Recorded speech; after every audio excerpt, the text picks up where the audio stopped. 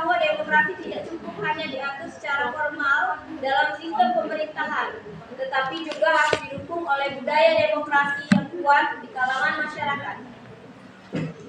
Oleh karena itu, pendidikan demokrasi menjadi sangat penting untuk membentuk warga negara yang memiliki pemahaman, sikap, dan keterampilan dalam menjalankan nilai-nilai demokrasi.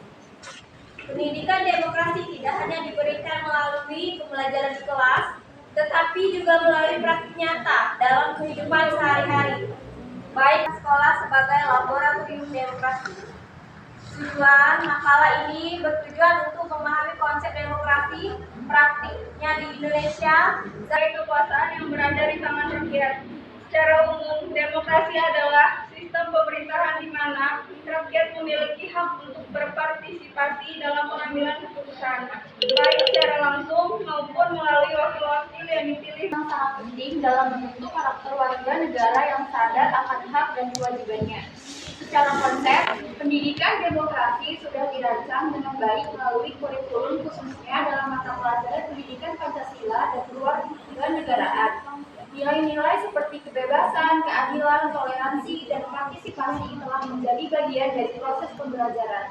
Namun, dalam praktiknya masih terdapat kesenjangan antara teori dan pelaksanaan di lapangan. Tidak semua sekolah mampu. Kalian sudah mengerti dari pembahasan kami? Sebelum lanjut ke pertanyaan,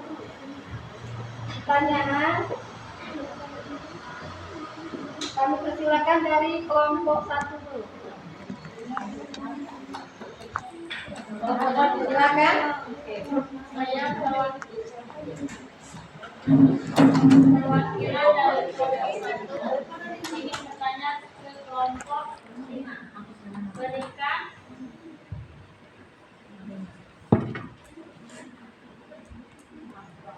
solusi agar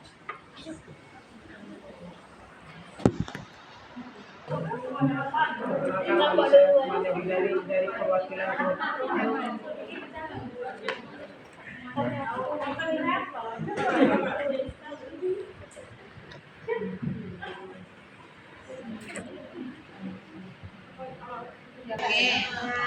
menurut Anda, bagaimana peran guru SD dalam menjalankan kelas sebagai miniatur laboratorium demokrasi?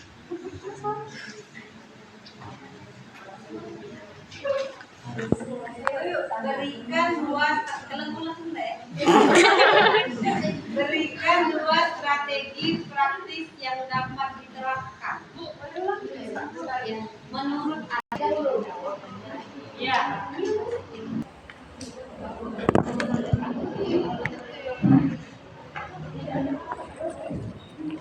Saya akan menjawab pertanyaan dari Anuja. Berikan solusi agar praktik demokrasi berjalan dengan baik dan berikan contohnya.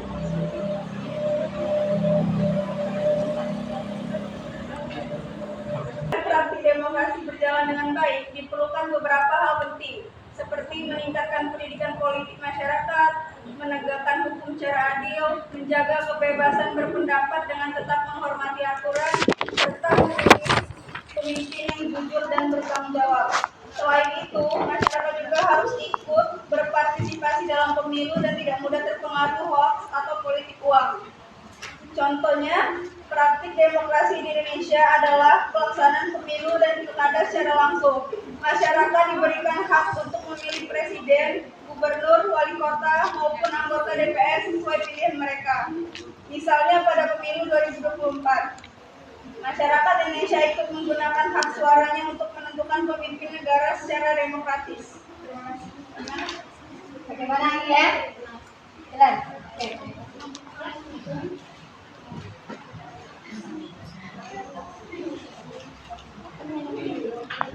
Baiklah, pertanyaan Hotman akan dijawab oleh Lupi. Soalnya ya, Hotman, bagaimana peran demokrasi muda dalam menjaga praktik demokrasi? Ya.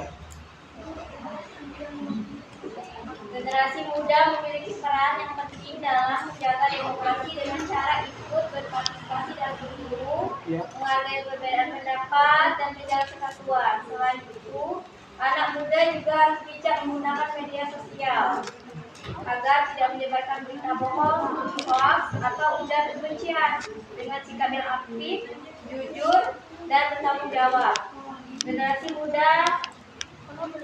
Sehingga generasi muda dapat membantu demokrasi berjalan dengan baik sesuai dengan nilai dan Undang-Undang Dasar 1945. Gimana? Paham? Coba Pak. Paham? Ya Pak. Ketawa. Enggak pun nak ketawa. Baiklah, pertanyaan Elma akan dijawab oleh Anggun.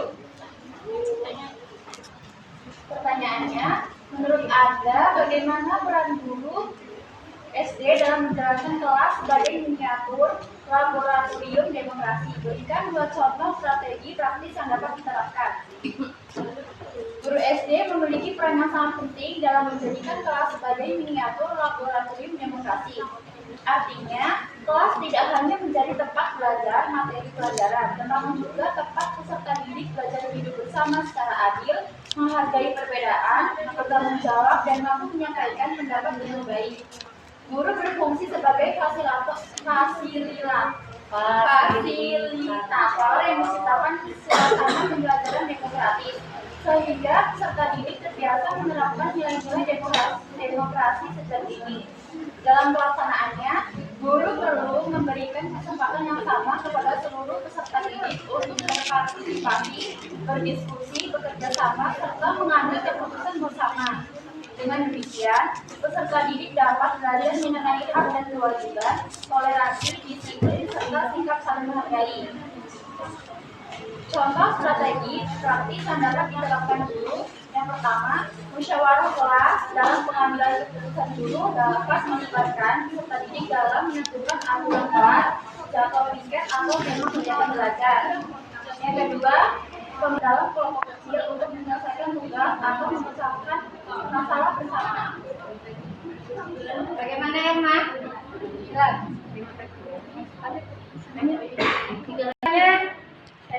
Oke. Tulis ya.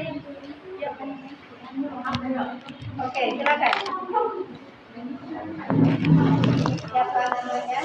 Perkenalkan, nama saya Ayu Ramadana dari kelompok 7.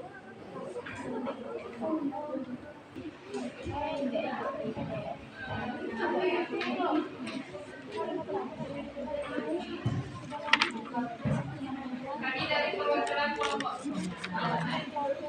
Ini pertanyaan